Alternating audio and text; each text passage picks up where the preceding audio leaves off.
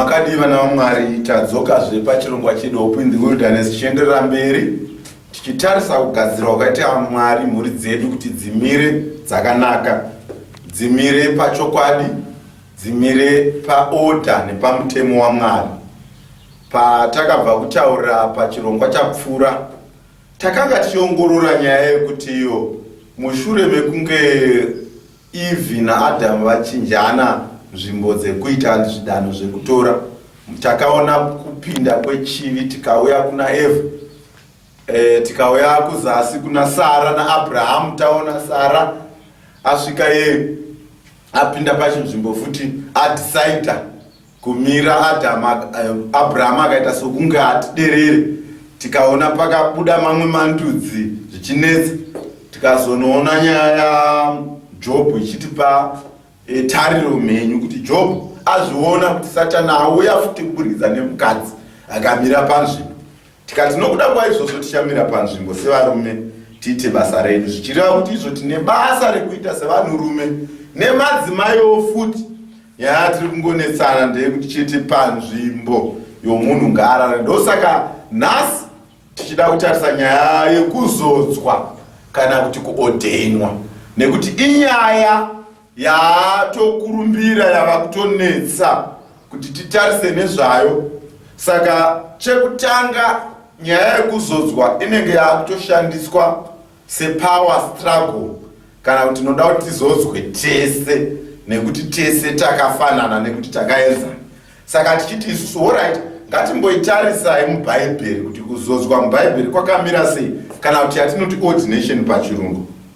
Mukaitarisa kumagoogle nekuya unodefine zvinotonzi izvo iro rizwi rekuzodzwa kuti ordination rinobva paizwi rekuti order, kureva kuti Mwari anoda kugadzira urongwa kana kuti anoda kugadzira kurongeka kutanga mumhuri zvichienda kumakereke edu. Order yakakosha. Tikanga tisina zvinonzi uyu ndiye ari pachigaro kuchiteera, uyu ndiye ari kubata achona vana, chechi yacho ingafambe sei, ingarongeka sei? Otherwise tinongoona umwe azosumuka akutaurawo zvake, umwe asumuka akutoparidza. Saka ordination kana kuti kuzodzwa kunopa kuri kunziko kunoita kuti tisarudze kana kuti tiise padivi vanhu vanofanira kuita zvimwe zvinhu zvakafanana nei, kutungamira kuti toenda sei mberi. Ndo vanenge vachibata misangano yacho yemakereke kuti toenda sei mberi, vanenge vachitomarubhabhatidzo anoitira kudyisa zvidyo. In fact unotonzi kupa simba rekuti munhu ave mupirisita pachechi. Now izwi rekuti priest zvaro riri associated neOld Testament, asi kuda kutaura kuti munhu ave mukuru, ave elder, kana kuti ave bishop, kana kuti ave iye anobata kereke. Now zvakatikoshera futi izvozvo kuti tione kuti kana iyo order yaiswa iyoyo, kana kuti kuzodzwa ikoko kwaitwa, haasi munhu wese anongoya achiti nhasi ini ndakuda kutodyisa chidyo, ndakutochibika. Aimuoni mimi paya pachakabikwa paya Peter, Jesu anoti Peter nemuJoni ndai muchinobika mugadzirira vafana, munoziva recipe. Hakuna munhu kaungangouyi kuti ini ndakutobata izvi, ndakutokudyisa, hazvingoitwi.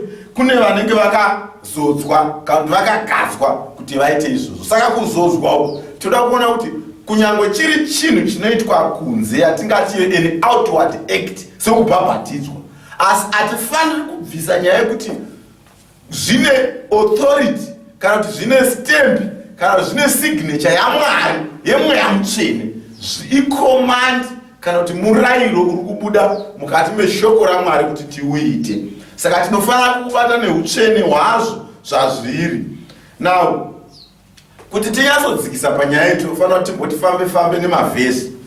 Patichiverenga mavhesi aya kana kuti patiri kuaparaphrasa tozonyatsoaverenga ipapa tiri kuteerera tichiavhura tichifambira nawo mberi, toda kuti tinzwisise kuti ndaanani vaizodzwa, vaizodzerwei. Mibvunzo miri yakakosha kuti tipindure. Ndaanani vaizodzwa, vaizodzerwei? Izvozvo zvinoitawo kuti titi pakereke yedu yanhasi ndivanani vanofanira kuzodzwa, tivazodzere chii? Now tinoziva hedu kuti munyika muri kubuda zvimwe zvakawanda, zvimwe zvatichataura nezvazvo asi ngatimbopindai mushoko raMwari ritaure nesu. Vhesi yatiri kuda kutanga kubata inowanikwa kuna John chapter 15 verse 16. John chapter 15 verse 16 ndiJesu ari kutotaura kuvadzidzi vake. Ari kuti imi hamunondisarudzai, ini ndindakakusarudzai ndikakuzodzai. Pari kushandiswa kuti izwi rekuti and I ordained you. Ndakakuzodzirai kuti muende mukati menyika munoita zvibereko. In other words, munoparidza shoko raMwari muite zvibereko sokukusarudzai kwandakaita. Saka kuisa maoko pamusoro kana kuti kukuzodzai kwandakaita kana kuti kukuodhenai kwandakaita, ndakatokupai simba, ndakakuauthorizai kuti imimi 12 kwete vamwe vachangouya vachimhanya nezvimwe. Of course kune vamwe vanenge vachiitawo zvavari kuita, asi imimi ndakatarisira kuti pamuri pabude zvibereko. Saka zvinoda kuti kuodhena kana kuti kuzodzauko naJesu akatokuita kuvadzidzi. Asi imwe nyaya yatinoda kutarisa panapa ndekuti vadzidzi havaive vanhurume chete. Hatifanira kupasiya nekuti sirisi yatiri kutarisa murukudza chinangwa chatiri kuda kubhenengura. Tinoda kubhenengura takanangana nezviri kuitika mazuva ano. Vaive vanhurume chete vadzidzi ava. Now hazvirevi kuti Jesu akashanda nevanhurume chete. Jesu akashanda nemadzimai akawanda, vana Mary naana Mary. Tichitarisa kana vana Mary Magadharini vaya vamwe vakamupukuta nevhudzi vachimuisa kalabashi yaive nepefumu yakasonaka chaizvo. Vana Mary Jesu achimuka, vana Peter vatotiza kudhara vakazvivarira mumba, Mary akamuona Jesu achimuka. Saka kune vakadzi vakaita zvinotyisa zvakatodarika kana vana Peter ivavo, asi hationi Jesu achivazodza kana kuti Jesu achiti vanotungamira makereke. Tinofanira kupanzwisisa ipapo. Saka inyaya yekuti Jesu akazodza vanhu. Saka zvinoda kuti Jesu anga achiafektwawo netsika dzemazuva iwayo, nekuti vanhu vakuda kukumucha Bhaibheri vachishandisa kuti tsika. Zvinoda kuti kana mazuva ano taamutsika dzekuti zvaangodaiwo taenlightened test tingatsika dzaireko. Saka Jesu paaiordaina anga asingaoneri vanhukadzi kana kuti anga ari blinded to saMwari kuti arega ngotera tsika iriko, asi kwamangwana vachazochinja havo hazvina mhaka. Akandii kunga aseta example ka akaordhaina madzimai, akaordhaina varume, asi tinoona achisarudza varume, achiordhaina kana kuti achizodza varume. Now hatifambirei mberi tiende pana Mark chapter 3 verse 14 na verse 15. Yakakosha, iri kuemphasize nyaya imwe chete yekuti asarudza vane 12 akavazodza. Avazodza akavati vagare pamwe chete naye, vave naye, nekuti avatume kana kuti agovasevenzesa kuti vanoparidza vhangeri.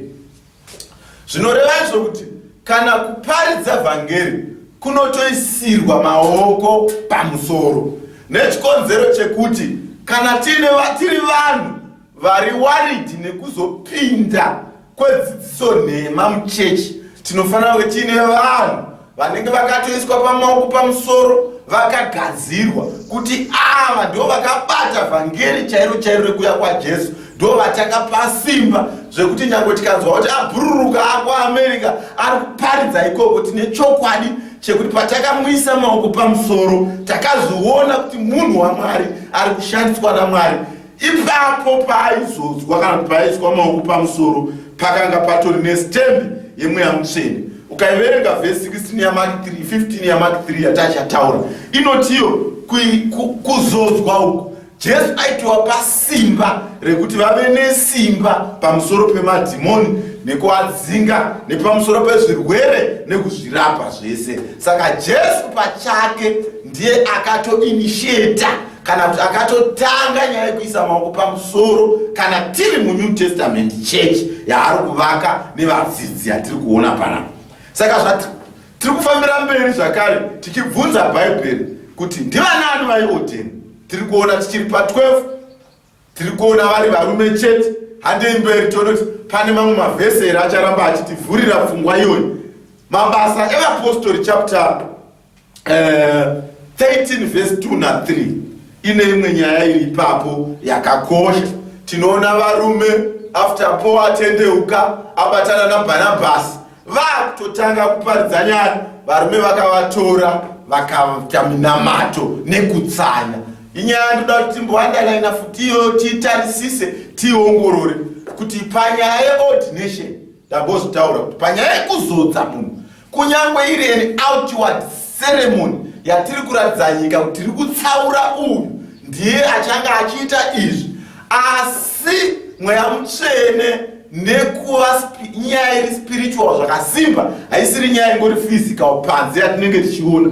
Ndosaka pana paine kutotsanya kutanga, asi ndobva vaisa maoko pamusoro. Nekuti kana Bhaibheri tichitaura kuzodza, dzimwe nguva futi richishandisa nyaya kuti vakavaisa maoko pamusoro. Saka pona pana basi vatsaurwa nechechi, vakanamatirwa, vakasangano rikatsanya, vanga vari authorized kuvaisa maoko pamusoro, vakauya vakaisa pamusoro. Ndobva vati chiendai vakomana munoparidza shoko. Ndati inini patinenge tichivhura mavhesi aya tinoda kuona kuti ndivanani verudzi rupi panyaya yejenda, nekuti nyaya yejenda ndo yanetsa mazuva ano atiri kurarama. Ibatei, hatidi kuinzvenga verudzi rupi vakaisirwe maoko pamusoro. Vese vataona vari kuiswa maoko pamusoro, vari kuiswa vachitsaurwa kuti vanoparidza shoko raMwari, vachitsaurwa kuti vanoparidza shoko raMwari. Handei mberi panapa pari kunzi vavanamatira pano, vavaisa maoko pamusoro,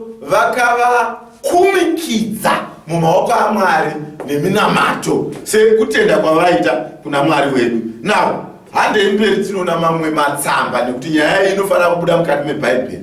Tikatarisa pana Titus chapter 1 verse 5 to 9, pane nyaya zvakare inokosha, asi yakuda kuti itipe imwe dimension manje. Zvakakosha izvozvo. Tisatenda pana Titus, hatitange itaona X kana mabasa eapostoli chapter 14 verse 23. Inyaya iri kukosha, iri kuti iyo Paul manje naBharnabhasi vaya vatataura vakufamba manje vachiparidza. Pavaiparidza vaimutsa masangano, vosiya masangano, asi vaisasiya vakadaro. Pamasangano aya anenge amutswa vaisarudza maelders. Pakakosha tashandisa izwi rechirungu rekuti elders, nekuti dzimwe dzenguva tikangoti mutungamiriri kuchishona, unogona kunge uri mutungamiriri wevana, unogona kunge uri mutungamiriri asi elders tiri kuziva zvatiri kutaura. Rimwe izwi rinoshandiswa pakuti elders ratichaona pazasi apo kuna Timothy, bishop, kana kuti ndiye mukuru wepakereke ipapo. Vaiti vasarudza vakuru vekereke, maelders kana kuti mabishop. Rimwe rinoshandiswa nderekuti maoverseer. Hanzi vakazodza maelders mumasangano ese. Nyaya futi iri kuemphasize kuti vanamata nekutsanya. Zvoreva zvokuti tikapatsanisa ordination nemweya mutsvene, tikapatsanisa, tikada kuiuta water down, kana takutaura pamazuva, tikada kuita water down, tikada kuidiluta kuti chive chinhu chinotiradza kuti mukuru ndiani, madzimai makuru evarume makuru. Tosiya zvazviri kutaurwa pashoko, tosiya utsvene hwazvo, tosiya urighteousness hwazvo, tosiya chinangwa chazvo, toita macontestations ekuti who is who. Ordination itipe simba rekuti ini kana ndaitwawo nditungamiri, tinenge tarashika. Remember, kana muchiwana chirongwa ichi musachione makapatsanisa nezvimwe zvatakaita, nekuti zvinotipa hochekoche, zvinotipa clear mind yekuti tiri kuenda kupi munyika yatiri. Tikanzizo panapa vakaoti vaordaina maelders mumasangano ese, vakavapa kuna She kuti Ishe vavatarise pavari kutarisa wise dzaShe sekutenda kwavanga vakaita muna She. Now, hatichibata Titus chapter 1 verse 5 to 7 kana kusvika kuna 9 munogona kuiverenga. Inoti iyo remember tamboti ordination vara iri rakabva pavara rinoti order. Saka order yakakosha. Patakaita chirongwa chetambo takati order inobva kuna Mwari Baba, chiuya kuna Jesu, mweya mutsvene, murume, mukadzi, vana zvichidzika. Kunyangwe nine mwana wangu tiine ropa hwani takaenzana, takafirwa naJesu zvakafanana, asi mwana wangu haagoni kudzoka achiti nekuti takafanana baba, Garashenzi hata kusina murume nemukadzi, saka kunotafanana. mwana wangu agoni kudaro, mwana wangu mwana wangu ini anototeerera zvinotaura baba. Kunyange achida kupikisa ane kamupikisiro kaanoziva kuti ndibaba tichapikisa nerules.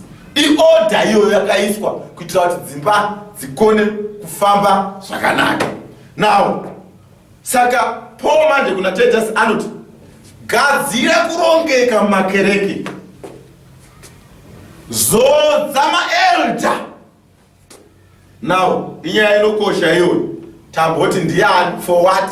Tikati vaya vaizodzwa kuti vanoparidza, ava vakunzi zodza kuti vave vatungamiri. Saka vatungamiri vechechi vanofanira kuzodzwa. Now pana Acts 14:23 nepatakupinda pana Titus chapter 1:5-7 nozoti apa mwaingoti zodza vatungamiri pamwe aive madzimai futi vatungamiri vacho, asi tinofanira kupaona panapa. Ino chapter ukaenda manje pamberi pa verse 6 yakuverenga Titus iya yakunyagaza kuti kana wakuvazodza unozodza vanhu ava, uzodze vanhu vasina chavanopomerwa, murume wemukadzi mumwe chete. Yoenda mberi manje yotaura zvimwe zvinotarisirwa, zvimwe zviri kutarisirwa kuti zviitike kuti munhu uyu, nekuti manje nyaya iyi haisiri nyaya yekuti une trouser chete kana kuti mabhurugwa chete kana kuti wewe uri munhurume. Inyaya yekuti futi pavarume ipapo harisiri basa rekutamba naro rekutungamira mweya yevanhu vari kufanira kuti Jesu awane sangano rake rakadzidziswa chokwadi. Munhu anofanira kunge achitogona kudzidzisa, munhu anofanira kunge akagona kubata mhuri yake, nekuti takati isusu mhuri ichechi duku. Saka kana usingagoni kushumairira muchechi duku, usina kugona kubhabhatidza mwana wako, waakudayo kuti ushumairire musangano hombe ubhabhatidze vanhu vakuru vausina kumbokura navo, wakatadza kubhabhatidza mwana wako, hazviti. Asi nyaya yakakosha yejenda iri kubuda iri kunzi murume wemukadzi mumwe chete. Now usazipatsanise nemamwe mavhesi atakaverenga kuti murume akasikwa pakutanga, po akati vakadzi nyararai, po akati nyenyaya musasvite simba. Izvi zvinova kuti varume vava vaise. Saka haagoni manje kuchinyora kuti mukadzi wemurume mumwe chete, nekuti akutopesana nepfungwa yaanenge ambonyora yekuti madzimai hafaniri kuwanikwa panzvimbo dzavanoita sevakusveta simba revarume. Saka namaisa mudzimai ipapo murume haisina simba asvetwa, order iya yatokanganisika. Saka manje hagoni kunyora panapa. Saka gender specific pabva pabuda pana Titus, murume wemukadzi. Maelda muchaisa kumasangano ngavave vane izvi, vasingapomerwi, vasingaiti izvi, vasingaiti izvi, murume wemukadzi umwe chete. Pakakosha ipapo kuti tibatarise, because nyaya imwe chete inobva yabatana manje nepana Timothy wekutanga chapter 3 verse 1-5. Nyangwe Timothy wekutanga chapter 3 verse 1-5 isina kunyora ordination, asi Titus yatotaura kuti maelda kana kuti vatungamiri kana kuti mabishop anoordainwa. Acts 14:23 yatotaura kuti maelda kana mabishop kana matungamiri vanoordainwa. Titus yabva yatotaura kuti varume, murume anenge aine mukadzi umwe chete. Manje Timothy wekutanga chapter 3 verse 1-5 yakutoramba ichitsikitsira manje itisangana kuti da office iyi yekuordainwa, office yekubishop moiverenga zvakanaka, kana kuti da office iyi yatataura kuti inoordainwa kuna Acts nekuna Titus. Office yekubishop, office yekuvamutungamiri unofanira kunge uri blameless. Pa verse 2 1 Timothy chapter 3 verse 2 unofanira kunge uri blameless. Blameless zvinoda munhu asina chaanopomerwa. Yobva yaenda pemberi yoti murume wemukadzi mumwe chete. Saka haugoni kudesire office yokuva mutungamiri kana kuti yekuva elder kana kuti yekuva bishop kana yekuva overseer uri mukadzi, kunyange uri mukadzi womurume mumwe chete, haugoni kudesire. Nekuti Paul arikutoti vanodesire kuti vapinde mumahofisa vanofanira kunge vari varume vevakadzi vamwe chete. Now hatigoni kuparadzanisa Bhaibheri totora imwe vhesi tonoisa kana tochitaura zvatiri kutaura isu kuti no, yanga iri patraika mazuva iwayo varume chete ndivaitonga. Saka Paul aingonyora zviri kuitika. Tambotaura pana Jesu kuti Jesu akasarudza varume, vakadzi akatofamba navo futi, asi paordination nepakuzodza kuti vanoparidza takaona achiisa varume zvorova kuti najesu anga ari confused necouch, Paul anga ari confused necouch. Saka toverenga sei bhaibheri manje torinzwisisa sei kana vanhu vachiuya vakutaura zvavari kuda. I think nyaya iripo ndeyekuti Paul anoti handina kuuya kwamuri nekuchinjira kwepano pasi asi ndakauya nenyaya nesimba riri mushoko. I think nyaya yapo ivein philosophy kurizina nyaya empowerment nyaya zviri kuitika mukati menyika. Even maqualities ekuti munhu uyu anofanira kunge asina chaanopomerwa, anofanira kunge achigona kubata mhuri, anofanira kunge asingadhakwi, anofanira kunge ari munhu akakosha. Ndorangarira neimwe nyaya yakaitika yekuti mufundisi ane waaida kuti averti iri shamwari yake chaiyo kuda vanga vaine karekta imwe chete unongoziva zvinoitika kazvi shamwari yake chaiyo ndobva vaenda kwavanosarudzira azima munosarudza sei pamwe kunenge kune manominating vanozosarudza nekudai pamwe vasarudza apusha semunhu ari pakondro munhu apindi vanhu vazoti uyu wamapinza uyu ane dambudziko rekuti panenge paine mari yaona yevanhu anotora hadzosi. Imwe yacho anototora neutsotsi nekukwereta asingazosi, imwe yacho anotora nezita rekuti chechi ngatidai iyo vaishandisa. Saka hationa achikwanisa kunge ari munhu anotungamira. Maminetsi acho ari kupi, zvakaitika gore ripi, titireiso. Ndikungopa mufananidzo wandakamboonawo mukati memakereke atinenge tiri. Now nyaya iripo inoti munhu asina chaanopomerwa. Saka neimwe nguva kupomerwa manje kunogona kutoitika usiri pachinhu chacho, asi kana paine vanhu vakati varipo vanenge vasina chaanopomerwa, zvakakosha kuisa munhu ari clean papozisheni iyi. Kunyangwe uyo aripo uyo achifanira kumbozoclear zita rake nekuti chipomerwa vamwe chiri kuvati where there is smoke there is fire. Nekuti vamwe vanhu vati vakatozoona izvozvo mwana usingambotauri kuda vamwe vanovenga havo, asi nenyaya yekuti pane zviri kumbotaurika, nenyaya yekuti ofisi iyi ndeyekutungamira mweya inofanira kusangana naJesu paanenge achiuya, ndeyekugadzira vafundi vanofanira kugadzira vamwe vafundi, kunofanira kumira murume asina chaanopomerwa, murume wemukadzi umwe chete. Saka hatigoni kuti tigadzire ofisi tiise mamwe madzimai evarume vamwe chete. Handizvo zvakanyorwa. Kune kwatakabva kwese takaona order yakakosha, takaona zvisingagoni kuti munhu wemudzimai asvete simba revanhurume. Now Timothy wekutanga chapter 4 verse 14 inobva yatipa imwe dimension futi. Ndipo manje akunyora kuna Timothy akati usazoonere pasi chipo chiri mauri. Icho chipo chakanga chataurwa nekuda kwechiprofita chatakasimbisa nekukuisa maoko pamusoro. Zvinoti hapana imwe dimension yekuti munhu uyu anofanira kunge atori elder tatsikidzira. Haafaniri kunge atori elder chete kuti ndiye murume aripo pachechi. Ndosaka muchiona mamwe makereke anoona kuti pano tiri vashoma, pano hapana munhu angabate utsvene hwaMwari, zvinhu zvatataura kuti vanenge vatsausirwa kuti vaite zvinhu zvinokosha, zvinhu zvemamarriage, zvinhu zvekubhabhatidza, zvinhu zvekupa chidyo chinokosha, zvinhu zvekuparidza madoctrines. Akakosha madoctrines. Ukaona munhu asarudzwa aziwe tenderera nekwatisiri suvekereke uri wega ikoko uchiparidza, vane chokwadi chekuti munhu ari kuziva munhu achanoparidza nekuti ni worried nekupinda kwedzidziso dzenhema.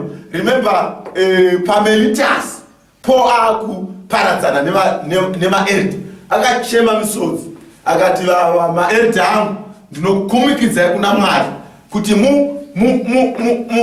muchengetedze hwai, nekuti pandakuenda inini kuchauya vazhinji vane madoctrines enhema ekuparadza sangano. Saka zvinhu zvinokosha zvisingaiti kuti tizive kuti saka pakereke kana paine pasina munhu anokwanisa kuti aite nyaya, pangangoiswe munhu wekungoti leader, kwete elder, kwete bishop, asingato ordain wekusira kuti ngatimboite munamato ngatidai zvinhu zvifambe. elder chaiye anenge ari kune imwe uku kana kuti bishop vanenge vari kune imwe sangano vachiuya vachisvikombotora malessons ekuisa madoctrines vachiuya vachisvikombotisa zvidyo vachiuya nekuti hapana anoqualify. Haizi nyaya yekumbotiri kana paine munhurume wani atiseye, haizi nyaya chete yekumboti kana paita izvi ngatiseye. Saka zvinhu zvakakosha zvinotarisirwa kunzi tiite. Even nyaya yomunoiona pana 2 Timothy chapter 1 verse 16 inotaura nyaya yechipo. Kuti kana taona chipo chokuparidza, kana taona chipo chokudzidzisa, kana taona chipo chokutungamira, nekuti pope anenge achiexplaina zvipo pane imwe nguva administration chitova chipo, munhu ane unyoro hwakataurwa ane chine kuti unodhira nevanhu vakawanda vekereke vanovolontiya vasingabhadharwe mari vanogona kukudza kuti handichada kuita izvi, unofanira kunge uri munhu wakadaro.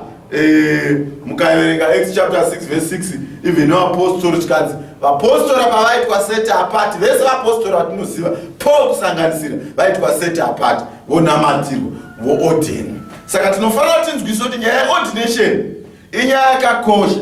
Manje kana yakakosha kudaiwo, sei isu pataverenga pese vakadzi havana kunyorwa kunzi vakaordinwa, ko sei isu takuordinwa vakadzi sei vari kuchemera pinda muordination kune mamakereke vakatoordinwa kare. Pane imwe yandakatomboona pama-TV pari kuitika mazuva ano, kune murume anga ari retired akombrena because pane mudzimai anga akwiriro parengi aisa maoko pamusoro kune munhurume, zvikanzi na-retired pasa ordination iri pasi hatisati ndakambozoona kuti munhukadzi aordine murume, sati ndakambozoona. Yakaita outcry. Madzimai akasimukana ndo varume ava vakuda kutaura 21st century dzinezi vanoonera madzimai pasi. Munhu akadaro ari retired asingakuoni kuti madzimai anogona kuita zvakanaka, hanza atorerwa macredentials ake. Munoziva kuti vanhu vanenge vari retired vaya anenge achimbodedzwa kunoita maceremonies emuchato chitika atorerwe taura zvisingaiti. Vachiri kurarama patriarchal system, vachiri kurarama kuti varume vanodzvinyirira, havazivi kuti tafanana here. Asi ndinoona sokuti inini nyaya inokosha iwe ndo yatauda kupinda naye pambira. Sei manje zvadai madzimai wapa ordination nekuti mubhaibheri hatinazvona. Tinokumbira mushe mukomende mutiudze kuti tiri kugona here, mweya mutsva inokutishandisa here kuti mhuri dzedu dzimire zvakanaka, murambe muchitisapota. Mwari ngatibatsire, Mwari ngatichengete. Zama ratasvika tasangana zvepasirisi inotera. Zita raJesu rifambire mberi. Amen.